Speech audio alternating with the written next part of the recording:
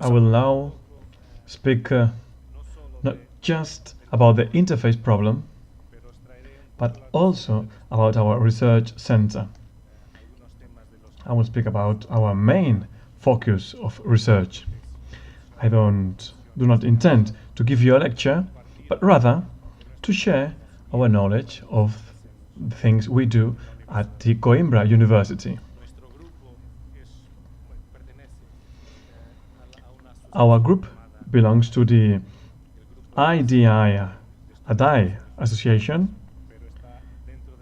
And Wildfire is a wildfire research group, but is part of the Coimbra University. We focus mainly on scientific research, but also on consulting services, training, formation, and so on and so forth.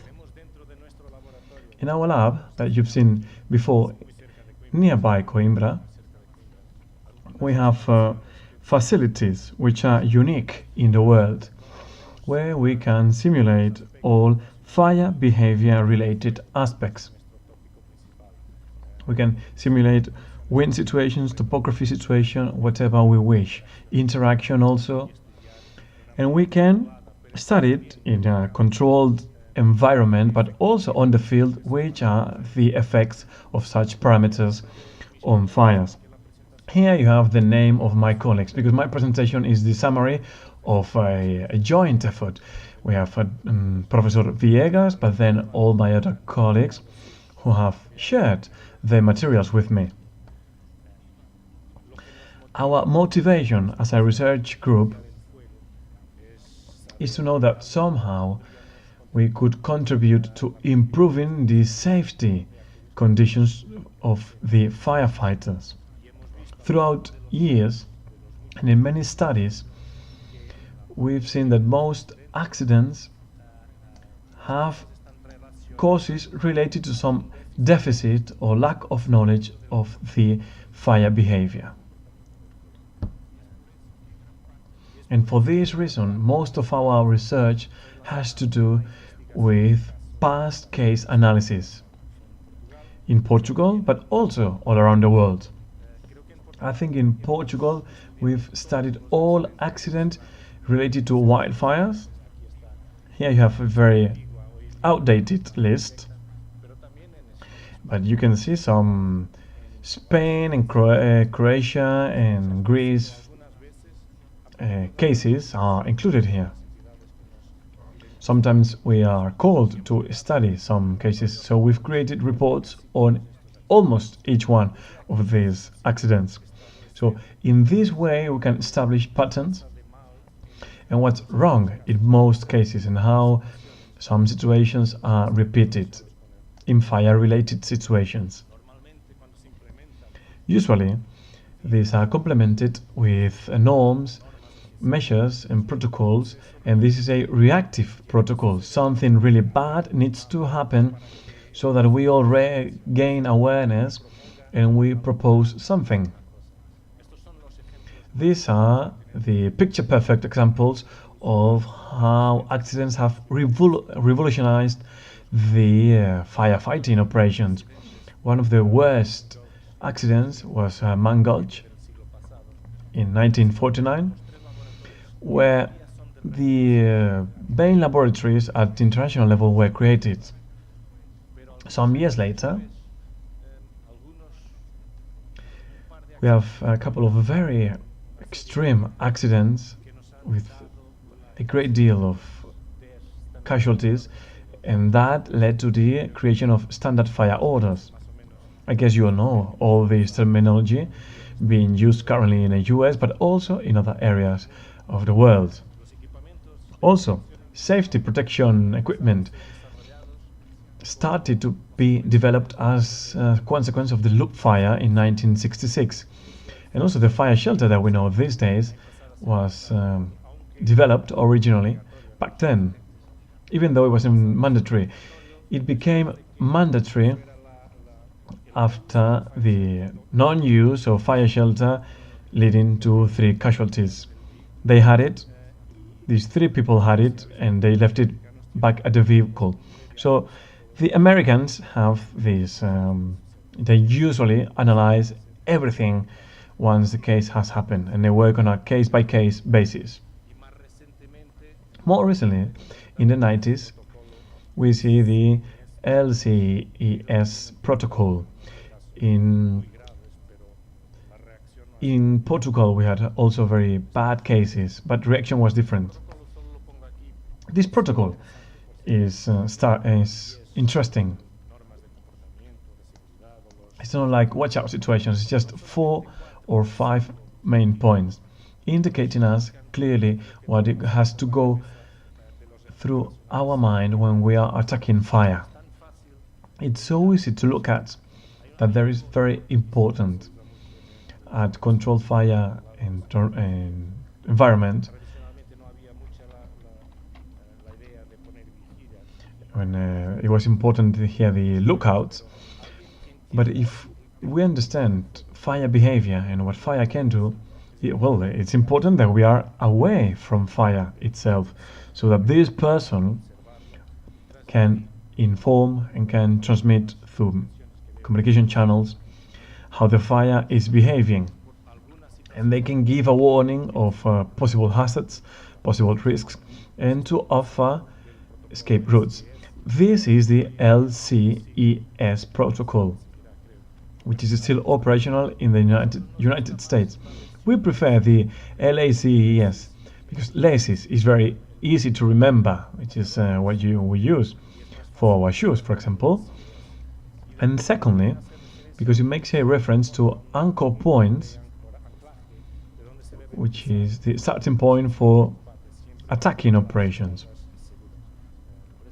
That's why we prefer LACES. I think Americans didn't adopt this because it was Canadians who proposed to adopt this. So, all this beating around the bush is to tell you that the analysis of these incidents allow us to identify common points in fire-related accidents. First common point: most accidents are related to canyons or ravines. Canyons. And there is a myriad of examples and casualties with small and big groups which are identical to one another. One of the most recent one in the US, with a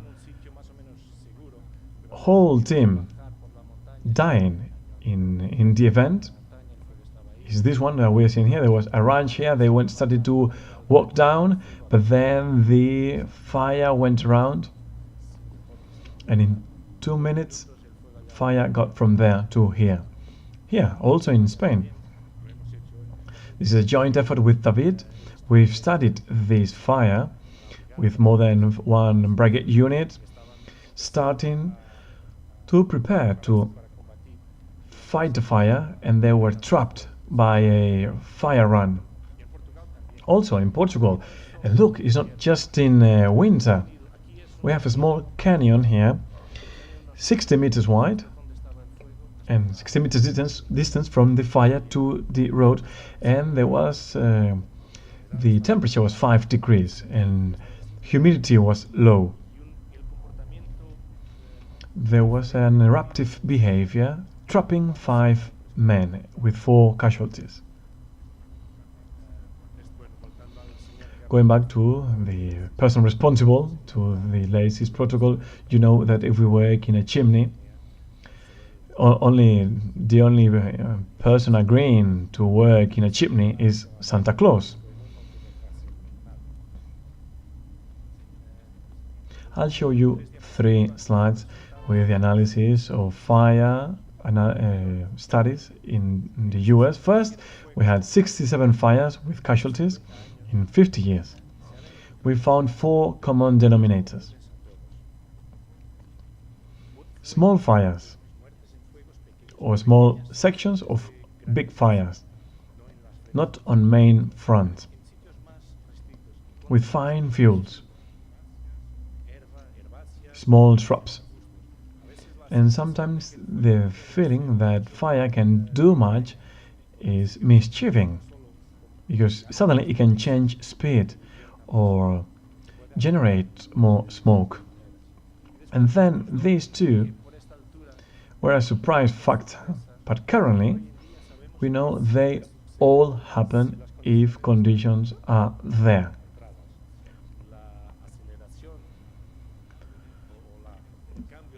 Change of wind or speed acceleration,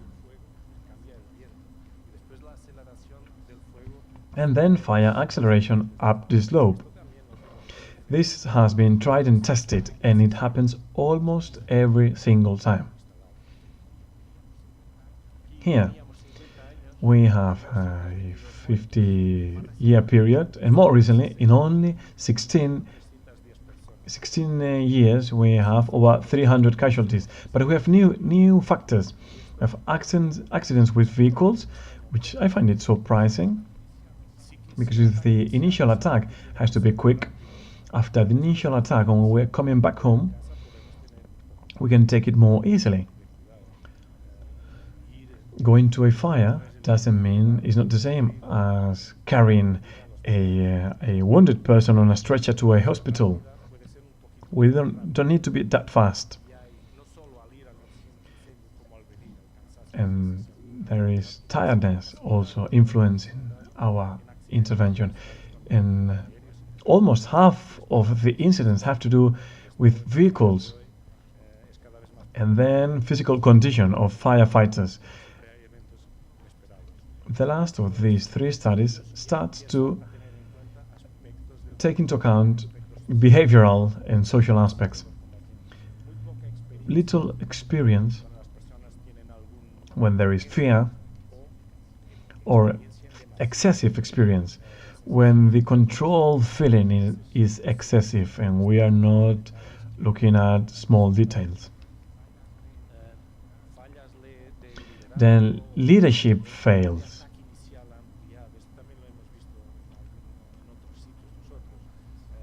The firefighters going to initial attack have the equipment and strategy just for the initial attack, which is not the same as the aerial attack. And sometimes ones are used for the other, and this results in mortal accidents or maybe just accidents. So currently we are working on a similar study with Spain, Italy and Greece, and we are elaborating an inventory of all casualties registered in Portugal. Most of them are due to fire entrapment. But it's not just firefighters who have this problem. We see a huge slice, 30% related with civilians, with the population, or agricultural activities, interface activities, or in defending their properties.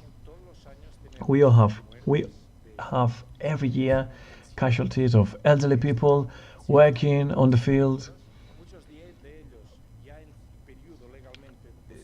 Most of them during the legal period, because they are not allowed to do so during summer, but during the rest of the time they can. But when atmospheric conditions do not respect legal periods, so sometimes we have yearly reports of people who die while doing the agricultural cleaning. So this is just to tell you that it is important to know how fire can behave.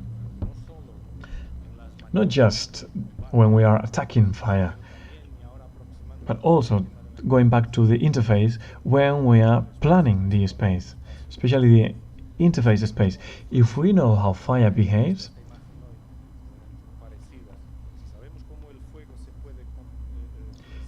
under certain circumstances, why don't we manipulate the environment so fire behaves in the way we would like? And even though it might get to the houses, to structures, it will get there in the conditions we could defend it. Okay, just quickly, we all know that fire requires fuel so that it can spread. influenced by meteorology, especially with the wind factors. But fire is not static. You would remember that fire changes with time and creates its own limit situations. And for this reason, well, normal is not the most common term to be used here, but we could say that if we have the three sides of the triangle, meteorology, fuel and topography, we would have a standard fire. But if we add the time, we have all conditions so that a standard fire can have an extreme behavior. And we have different definitions for extreme fire behavior. One of the briefest one is the one by Dr. Viegas, a set of characteristics and properties of fire that prevent its control and suppression in safety with the available resources and knowledge. Why current knowledge? This has to do with the intensity of a fire, with the possibility of controlling it. But these figures are here for a reason, and that is that throughout history we've progressed. Years ago, decades ago, we didn't have machinery, and after this, a certain intensity, fire would just spread. But with progress, we'd find out new media. And this is our current limit. This doesn't exclude the possibility that in 10, 20 years' time, we won't be able to widen these limits, to push forward these limits.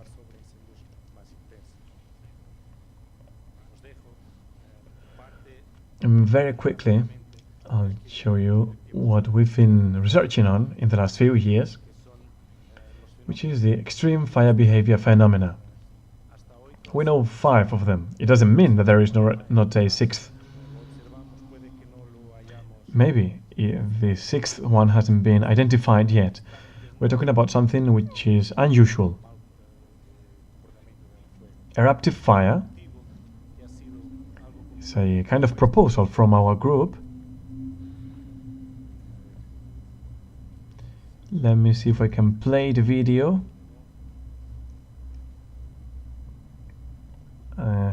Apparently not.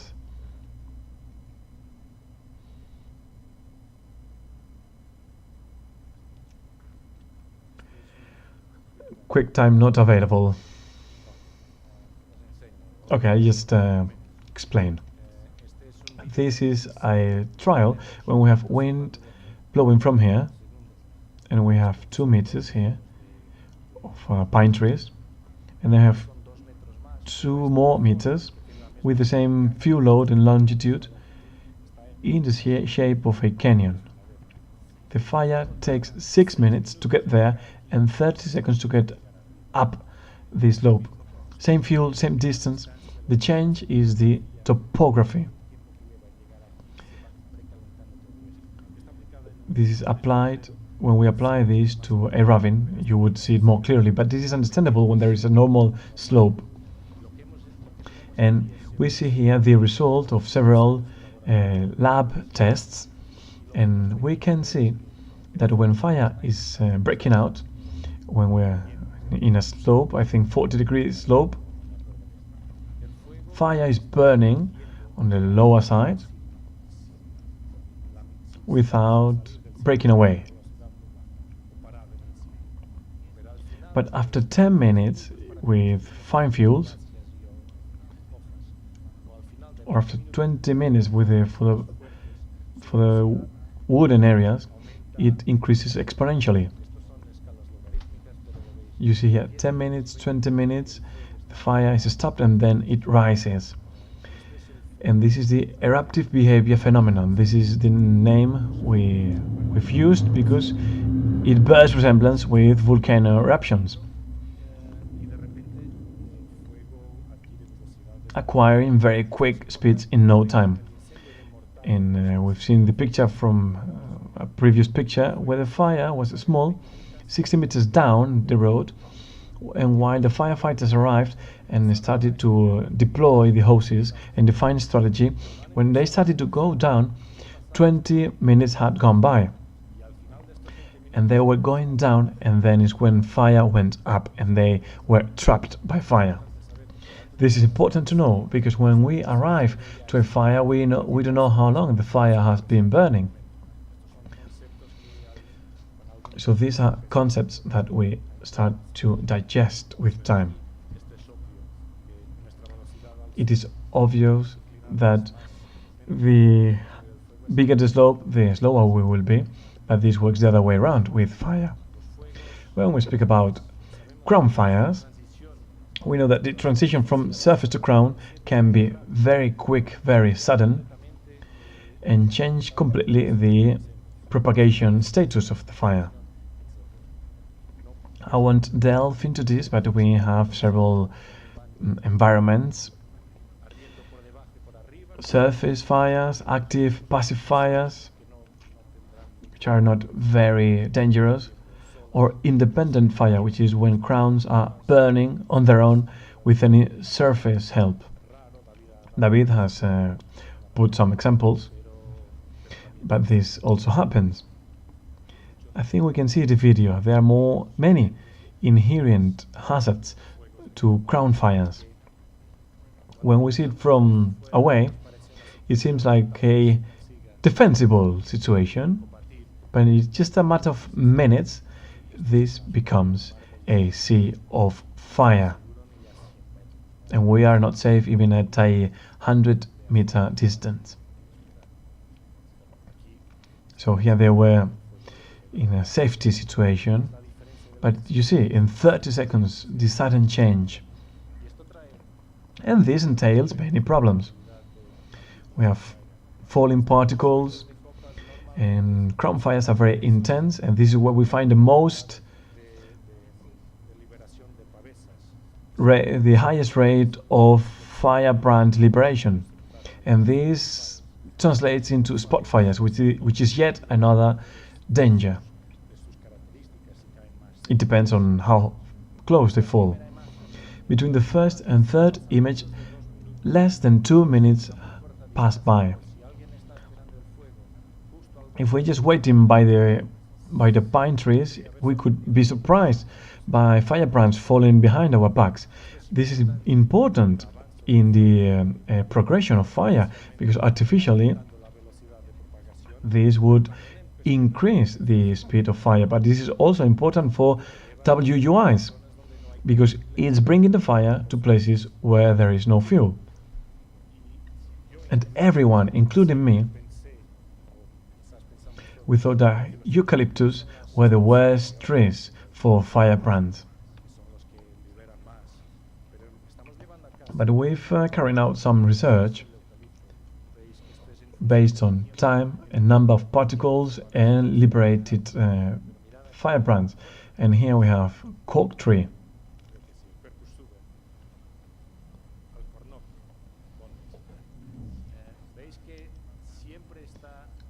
Cork trees are always spitting firebrands. And oak has a similar behavior. It generates just a few firebrands, but then it generates a great deal of firebrands. We tend to think that some species are more dangerous than others. I always thought that eucalyptus was the worst case, but it's not just eucalyptus, but other types of trees.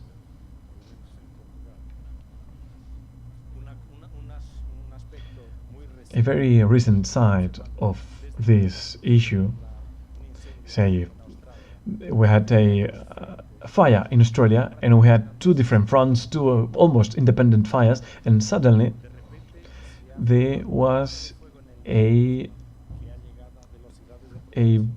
column of fire reaching incredible speeds. This is what we call convergent fire fronts, or jump fire. It goes so quick that it seems that it's jumping. It seems that it's jumping.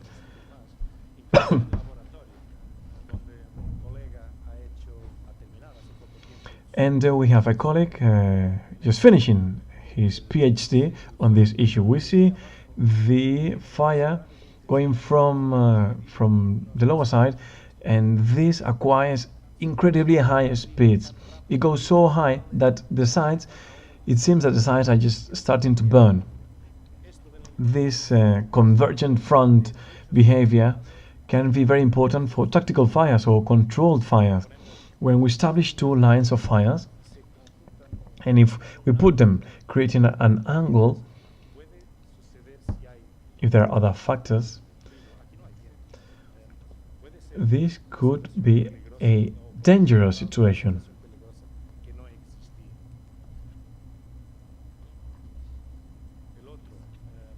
Another very difficult aspect to foresee is fire vortices, vertical and horizontal structures. These are structures with extremely high energy, and these are not foreseen at all. Horizontals are like tornadoes, and they come from top down, and vortices come from the bottom up. But these are not foreseen. They could start from left, from right, up, down, depending on the wind. In the light of current knowledge, we cannot determine this. We can control certain parameters, but it is so recent that we're still trying to grasp how they behave. Many of them have a very destructive behavior. Another problem we didn't know about was that the same fire vortices, instead of being horizontal, they can be vertical. So if they are the required conditions, this is a lab, but down right we see a real case. The fire is going up, and then it finds wind. Then there is recirculation of fire, which leads to fire spread. And this is a very clear image. I can't remember the name of the fire, but when it got to the top of the mountain, it started to spread to the sides. And this has implications. If we are starting to deploy our firefighting teams on the sides, and then fire expands, and you don't have a seat of fire, but a front line, but a fire front, then you have a huge problem. I think this was in the nearby of Sassari in Italy.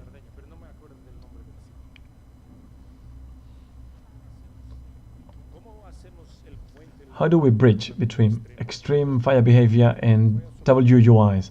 I will use a diagram drafted by a colleague of mine, Dr. Cano, a great expert in WUIs. This cannot be adapted maybe to the Mediterranean area, but it's useful. If we have severe conditions for wildfires to propagate, and we are talking about fuel, weather, topography, and if there is ignition, we have a high probability of having extreme fire behavior. With this cocktail, if we add homes, structures, we have higher probabilities of residential fires. These require 4 fire protection resources. As we've heard before, there are priorities. If you're in the forest and there is fire, residential fire, focus is placed on residential fires. We don't have resources to cover everything, and therefore priority is decreased. And with this dangerous cocktail, we could have a disaster with potentially hundreds of destroyed homes, as we saw in the US. In our reality, our structures, our houses are more resistant than the American homes. But this is the general picture, because problems arise when there are fires, but if conditions are extreme, and they lead to extreme behavior, the danger is so much higher and fire can be uncontrolled. We've seen several interface definitions. One of the most basic ones is the physical space where people, vegetation, and structures coexist, but in a fire-prone environment.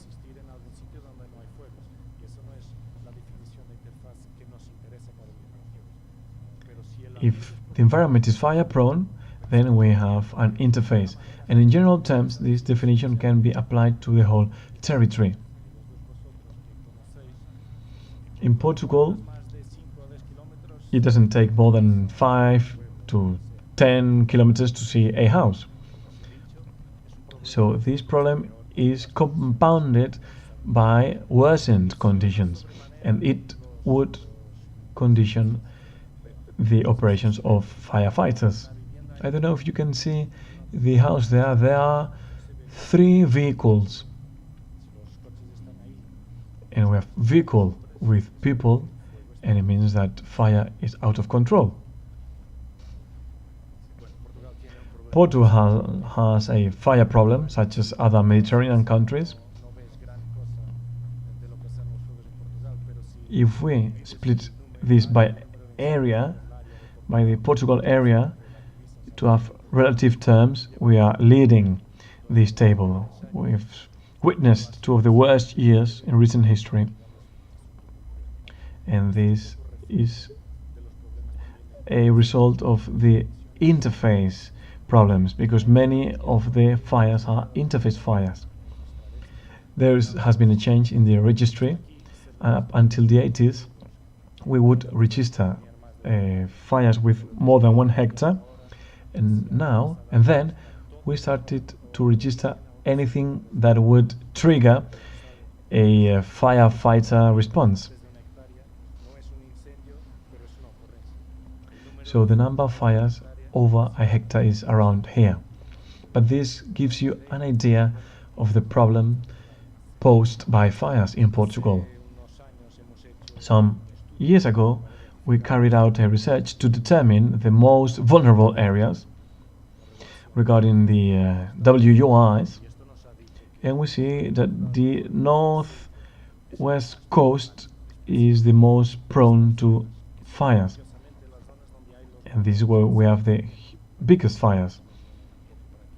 Also Algarve, in the Algarve. Not every year, but almost periodically, regularly, we have fires consuming forest areas which are now just shrubland.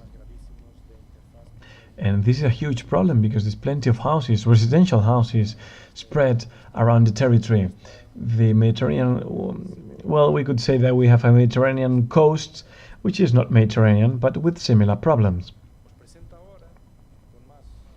And now I would like to present, it seems that I have 10 minutes. Just a couple of cases. We could maybe speak about this in the afternoon. A couple of cases in Portugal. These are all small, but they have special traits regarding WUIs. First one, just because it's the first one we registered in Portugal.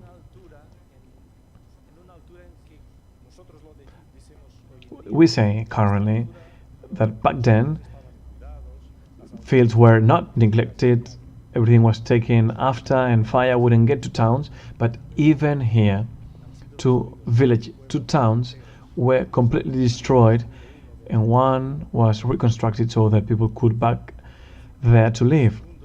Second case, the 2005 Coimbra fire. We see Coimbra here.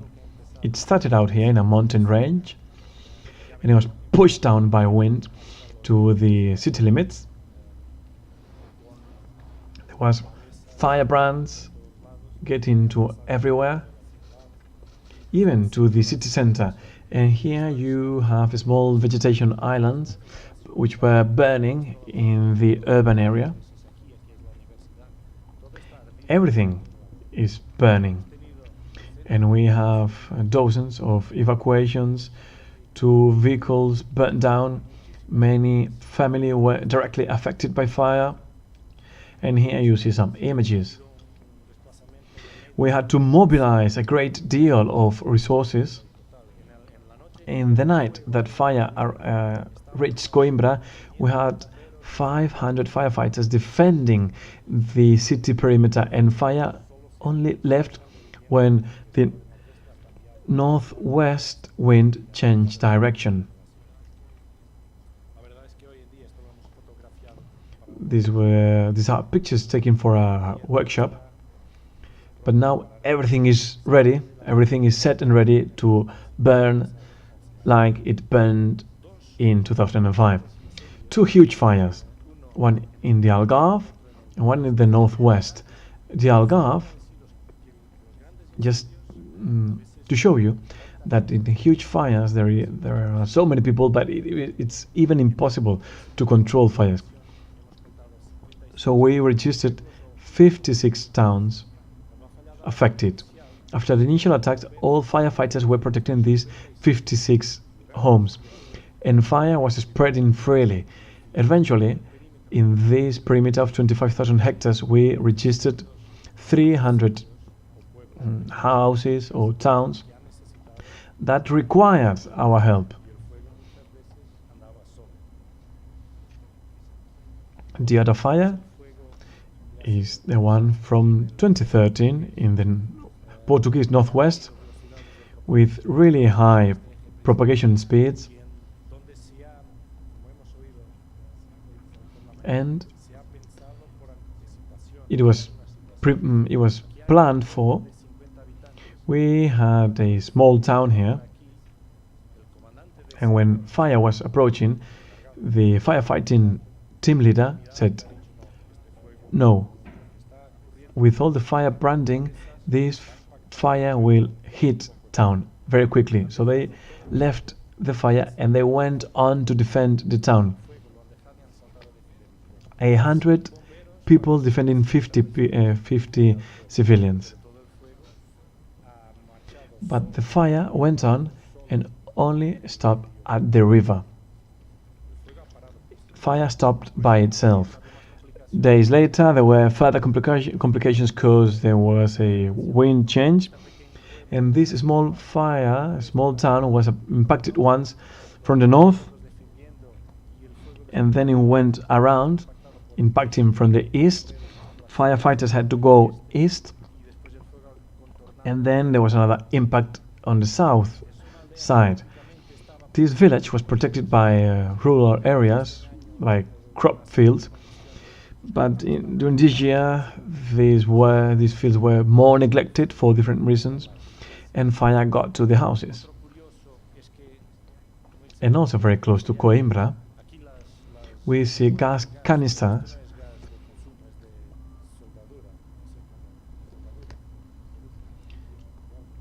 but this is not welding canes.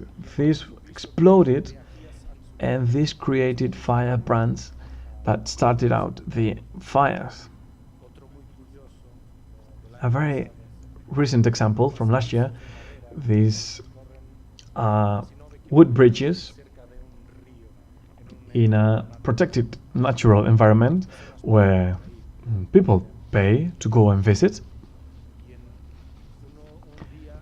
And in a single day, 600 meters were burned down.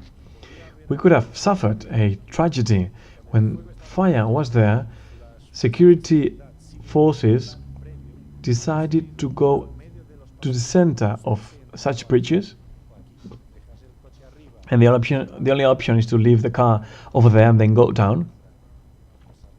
So security forces went to the middle, to the center, to tell people to leave and to take as many people with them as possible. Truth be told, a little later, some firebrands got to the other side, and this created a second fire that converged with the first fire. And this evacuation led to no civilians, but just by minutes. It was a matter of minutes. This is what we call human-forest interface. There were no evacuation plans because no one thought this could occur. David, if you want, I can stop it here. I can continue after lunch, 10 minutes maybe. As you wish. We have a summer festival in Portugal, you know, every year. I don't know how many we hold every summer. There were 10, 12 music festival, and this was a dance festival. And this year we had a forest in the parking lot. And this fire burned down 400 cars. Here we see the camping spots and the festival area. Since it started until they totally lost control, only 3 to 4 minutes passed by. There was just a 4-member team for the whole festival. They were not prepared for forest fires or for vehicle fires. I don't know what's the procedure, the legislation, but this wasn't a forest fire, and therefore no aircrafts could be used. Only when fire got to this small plot, aircrafts could intervene. This is a interface situation which is just temporary, it's not permanent. So this is very worrying for us. We need to analyze the risk in campings, which might be temporary or permanent, such as and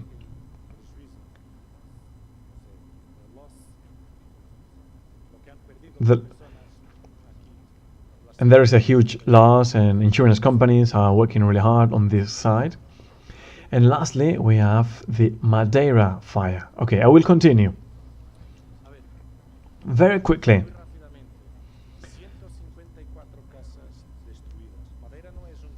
140 houses destroyed.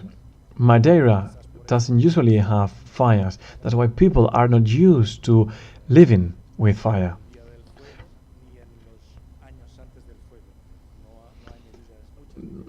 There are just but a few management measures. You know where Madeira is? In the Atlantic, some impacting and shocking images. It wasn't just a Funchal fire, there was even a bigger fire to the west, but there was no interface involved. But it is estimated in 170 million euros the amount that was lost in this fire. Okay, we will try and play this video. If it doesn't work, it's fine. Madeira is here, and the fire burning is here. There was another huge one to the west, but I won't speak about it because it had no interface impact. The days before the fire, starting from the 5th, there was a huge heat wave never seen on this island. Minimal temperature was 28 degrees at night. Over 90% of the time they were over 32 degrees, which is very uncommon everywhere. Wind was moderated to strong, but there were wind gusts between 20 to 80 kilometers per hour. Those places with the lowest fire risk were in the north, because mainly wind was blowing from the north. So maybe the influence of wind and seawater was more noticeable, but all these other spots were at maximum risk level. You can see Funchal, which is 29.6 on August 9, and these spots represent the days where they were burning. These are satellite hotspots. This is our fire, But at the same time, forest mass was burning on the other side of the island. So some resources, Funchal, imagine the situation, they wouldn't reach to the fire so quickly as they would do on the mainland. So all resources were scattered around the island. So I will try to quickly explain what happened. This is the urban perimeter.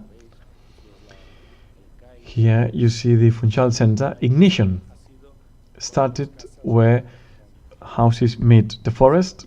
Apparently, he was a young guy who started the fire, and the wind was pushing down the fire towards the city.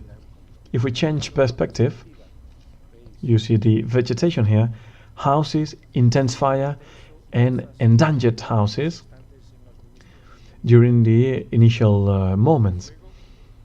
And here you see the ignition point pictures. You could see eucalypt trees near the houses. During the first moments, the fire went to the sides, not up, because the wind was pulling the fire down.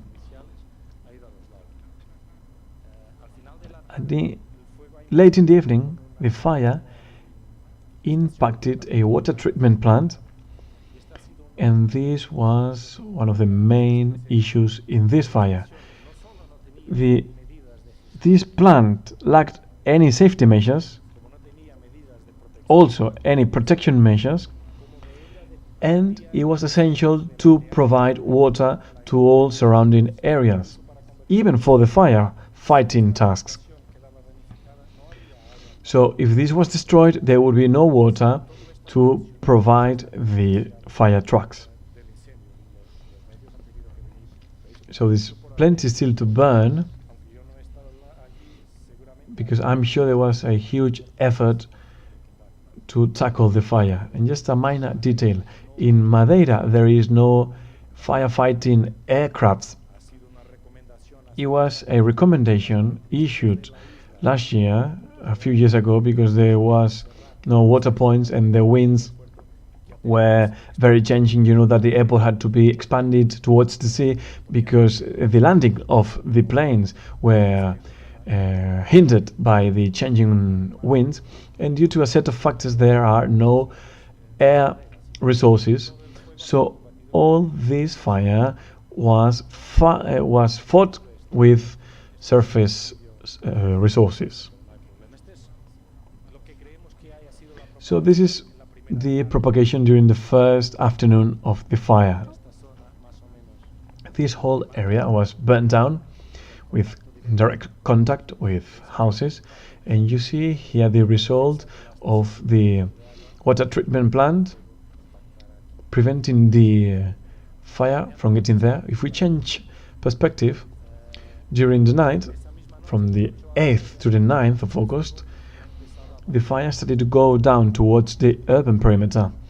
The wind was coming from the north, so all the smoke was going direction to the city.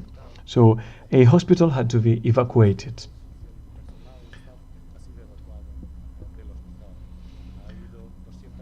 "200 people had to be evacuated to a military headquarters.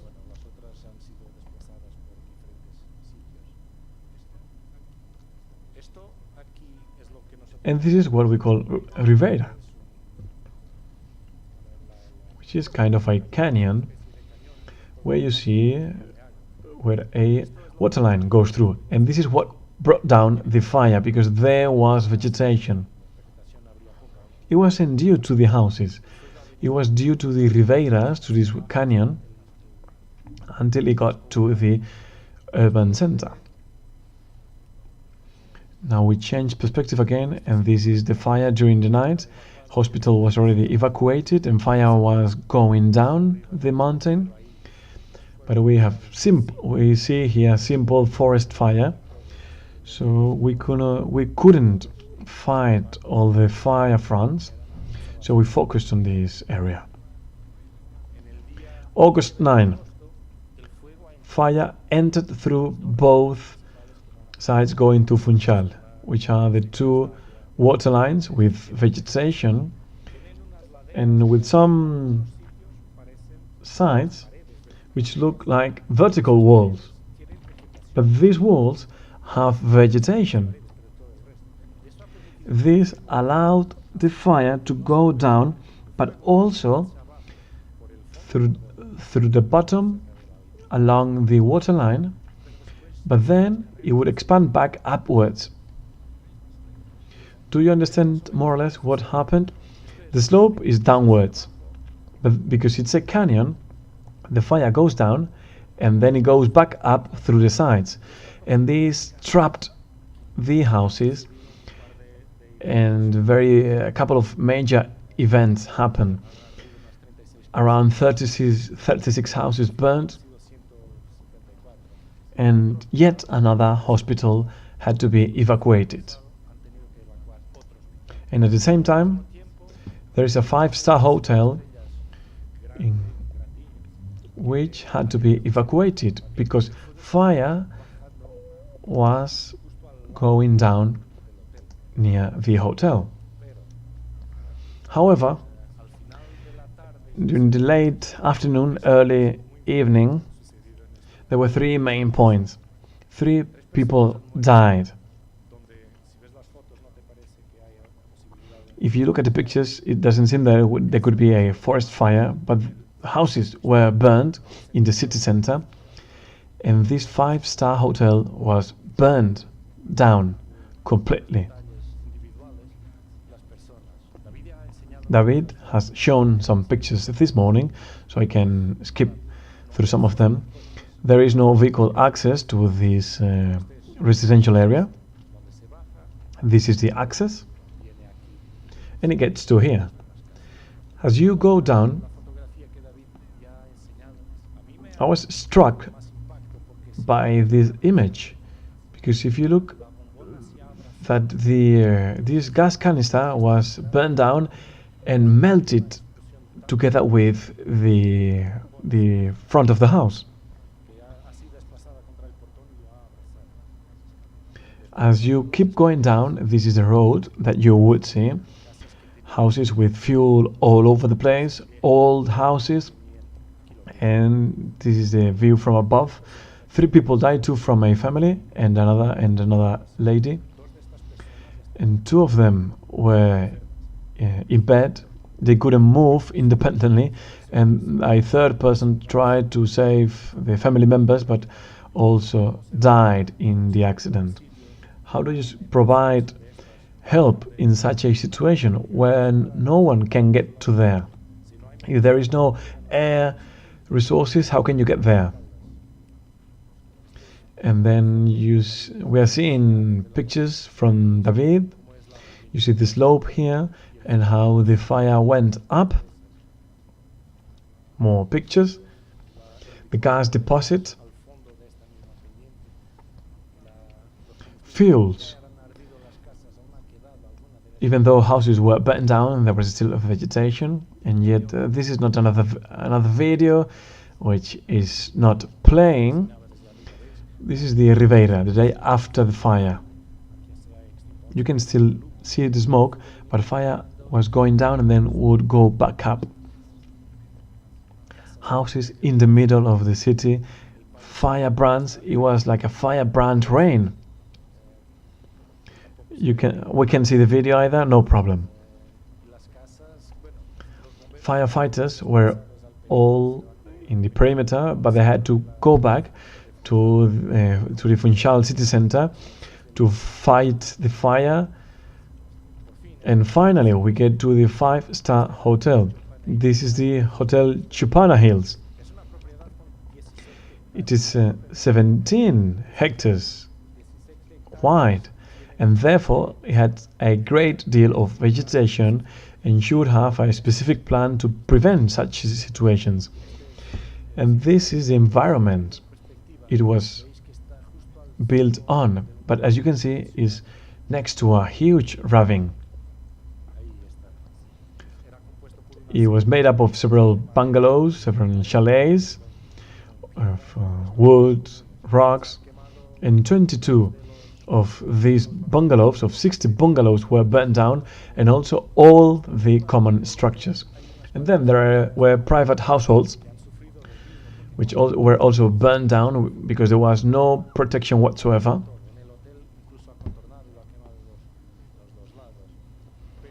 But further up, we see the example. You see that next to each other impact, the repercussion, the effect, if you are prepared in advance and you manage your space properly with maybe water or with fuel motors, your house wouldn't suffer. Vegetation might be slightly burned, but the house is safe.